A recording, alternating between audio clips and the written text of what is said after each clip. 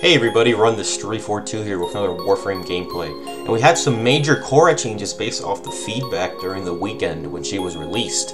For example, her new passives, based off the old one, which was able to assist other type of Kavat and or Kubros that you may have, giving them a boost. Now that has been switched to having your Venari instantly spawn when you begin a mission. So instead of you casting your third ability Venari to spawn your Kavat and cycle through its stances, now the Kavat is just there when you get into a mission. You don't have to spawn it or anything.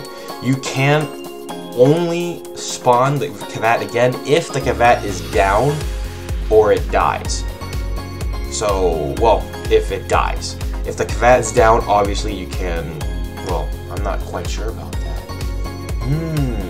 Anyways, if the Kavat dies, as what they said in the notes, you can respawn the Kavat, your Venari, that type of Kavat, by just using the third ability again.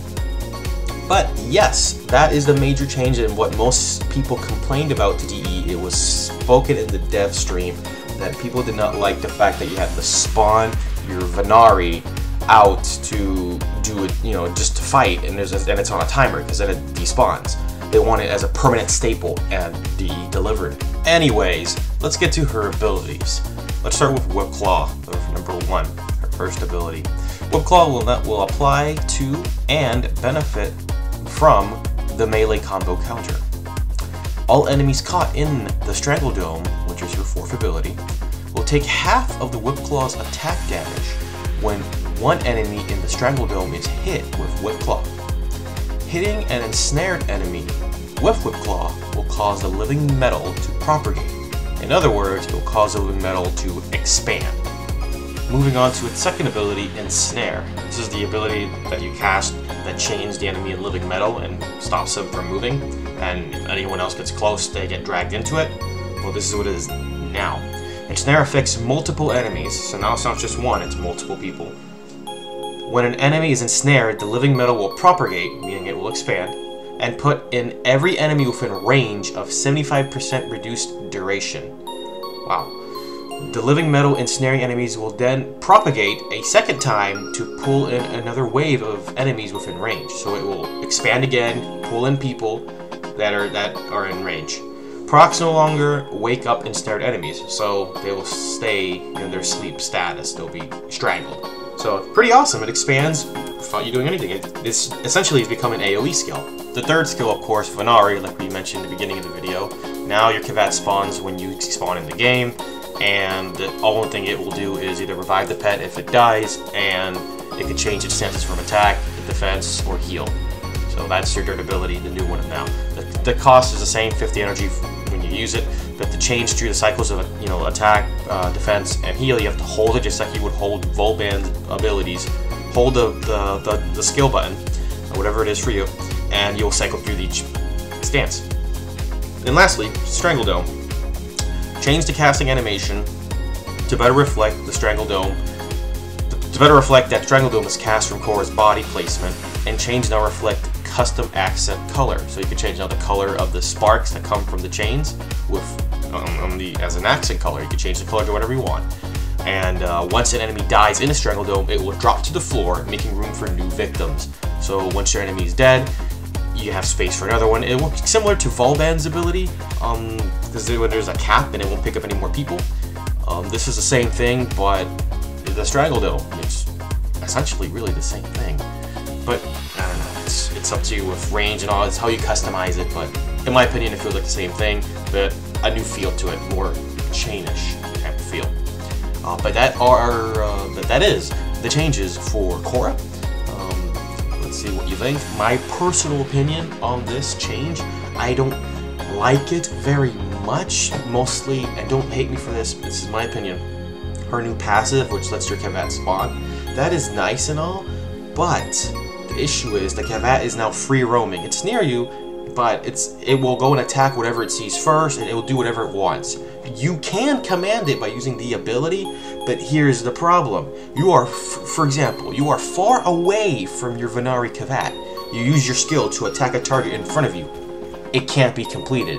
The Kavat's not in range.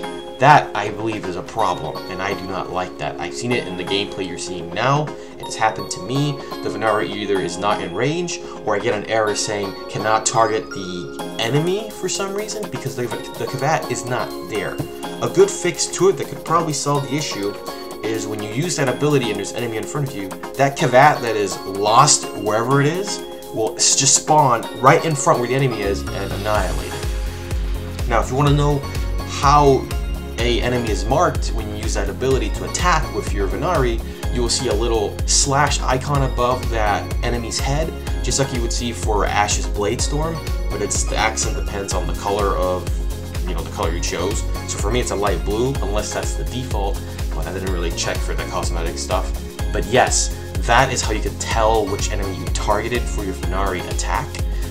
But the fact that your Venari may not be near you and attack can't be completed because of range, to me, is a personal problem, and I do not like that. But those are my thoughts about the news changes for Khora. I hope you enjoy these changes, or you have your own custom, criticism for this, your constructive criticism, your own custom comments.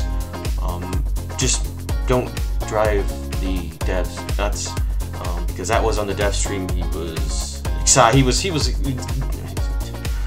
I don't know how to explain it, but it's tough when you release something new and you look up people's feedback and it's all negative, and it's not like a reason why it's negative. It's just negative, like I don't like it, and there's no why you don't like it.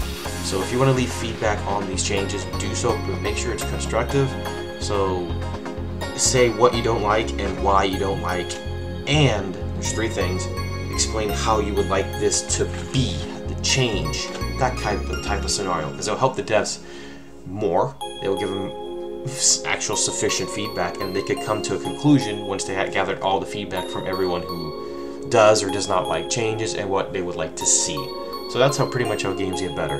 Just make sure you express what you don't like, what you like, what you would like things to change. Like, if you don't like it, how do you want it to change, and why do you want it to change?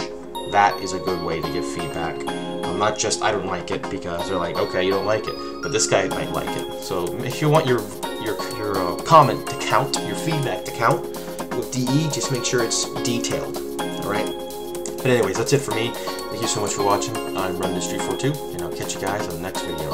Take care.